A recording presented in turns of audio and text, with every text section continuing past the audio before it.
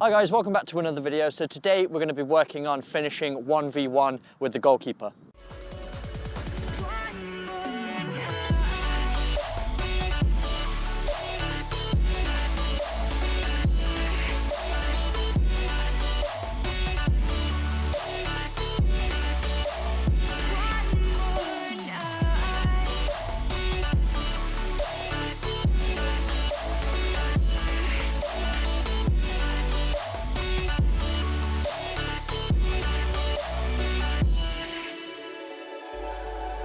Just feel my heart inside. Our love can grow so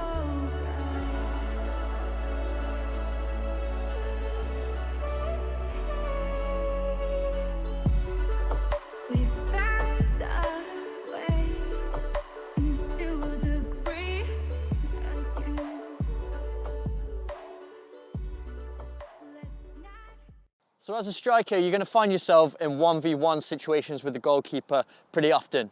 I've got a special guest to help me today. This is Jack. He's going to be trying to stop some shots. I'm going to get a bit of finishing practice on him.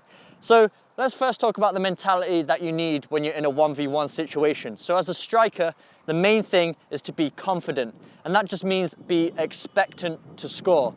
Don't go into the situation thinking of all the different ways you might miss. Always think and expect to score. So have a positive mindset going into it. The second point is to not delay, because as we can see here, I've got a good amount of space between me and the goalkeeper, and I've got a lot of options. The areas of the goal look very big right now, so I've got a big target to shoot at. It's going to be easier to score. But if I delay and Jack starts to close me down, as you can see, those areas of the goal start to dissolve. So the longer you leave it, the harder it's going to be to find those corners. The next point is having your head up. You want to be able to see the goalkeeper, see his position, what areas of the goal are exposed, and what he's doing with his feet. So if he's charging me down, that's going to change my type of finish. Because if he's going to stay on his line, it's going to be a lot easier for me to find those corners. But if he's charging me down really quickly, suddenly those corners aren't available anymore. So if he's coming at a really quick pace, I can see if I can lift the ball over him or something like that. Or in addition, if he is charging me with pace, his momentum's coming forward, I can take an extra touch by him and all his momentum's going forward. It's going to be a lot harder for him to recover. So I can dribble past him and then I have an empty net. So another situation is if Jack makes himself nice and big. Jack just informed me that goalkeepers like to stay in line with the ball. That's what they're taught as a goalkeeper. They're trying to get their body between the ball and the goal, because that's going to make them cover the most of the goal. So what I like to do is, if he's not charging me down and not giving me that easy option to chip or run past him, what I like to do is manipulate his feet a little bit to give myself an advantage. So a way I can do this, if I'm dribbling straight at him, then I take a touch to the side. As Jack said, he's going to stay in line with the ball. So as he shifts over to this near post, he's staying in line between the ball and the goal. He's exposing a big part of the goal. So whatever part of the goal he exposes, which is usually the far side, that's a great place for strikers to score in. You'll see a lot of strikers at the top level in the Premier League. They shift the ball to the side, exposing the far post, and they're shooting across the goal into the far corner. It's very difficult for the goalkeepers to save. So just to show you the same sort of concept in a different scenario. So if I'm right-footed and I'm taking it on the other side of the goalkeeper, again, if I'm dribbling right at him and he's not moving, I need to move his feet. And he's always going to want to cover his near post. Isn't that right, Jack? That's another thing you're always taught as a goalkeeper, never get beaten near post. So I know if I start taking the ball here, he's not going to let me score at that near post because he's probably going to get benched the week after. So what I like to do is shift that ball, because then it starts to expose, and then you can open up your body and almost do like a finesse shot, curling. You'll see Thierry Henry, he used to do this all the time. Take the ball to one side and then wrap it far post into that side netting.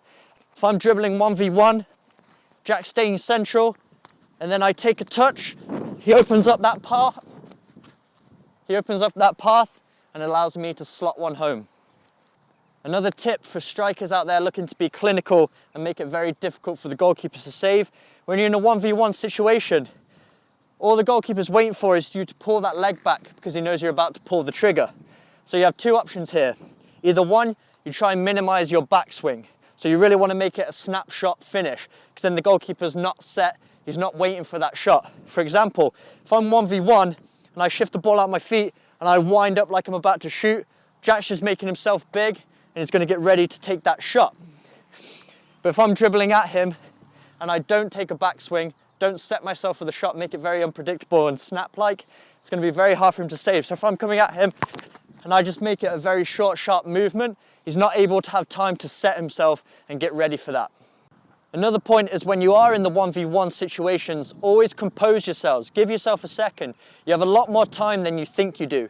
A lot of players try and rush it, they get overexcited, they end up blasting it over the bar or hitting it wide.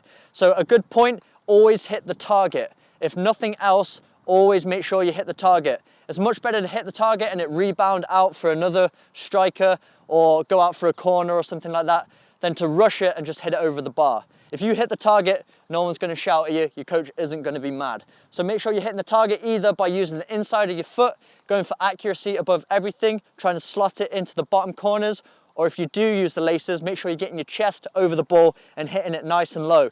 Because even if you hit it with power, it doesn't necessarily always need to go right in the bottom corners. Sometimes it will go under the goalkeeper's body, or if he does make a save, he might palm it out for your other striker to run onto. So always hit the target.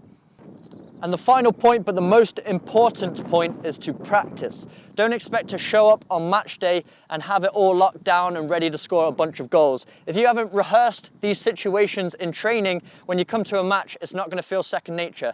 A lot of people say that strikers are all based on instinct, that what makes a good striker is not even being able to look at the goal and just knowing where the corners are and being able to find it every time. And it's true, in essence, you do need to be instinctual. You don't want to overthink it, you want to have that killer instinct. But the only way to build instinct is through hours and hours and hours of repetition, so that you can piece all these things together in the split of a second. All right, guys, so those are all the tips I have for you. If you do find yourself in a 1v1 situation with the goalkeeper, these things are really going to help you. Big thanks to Jack. Jack, thanks so much, mate. Any advice for strikers out there, maybe from a goalkeeper's perspective? What do you hate most when a striker? What I hate most is pace. Pace.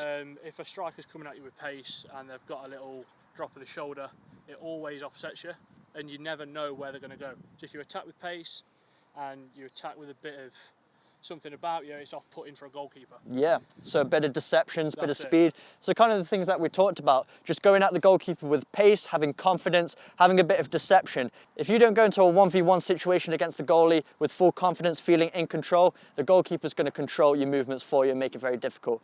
So those are all the tips I have for you today. If you did enjoy this video and learned something new, make sure you hit that like button, hit that subscribe button for weekly training videos, and I will see you guys in the next video.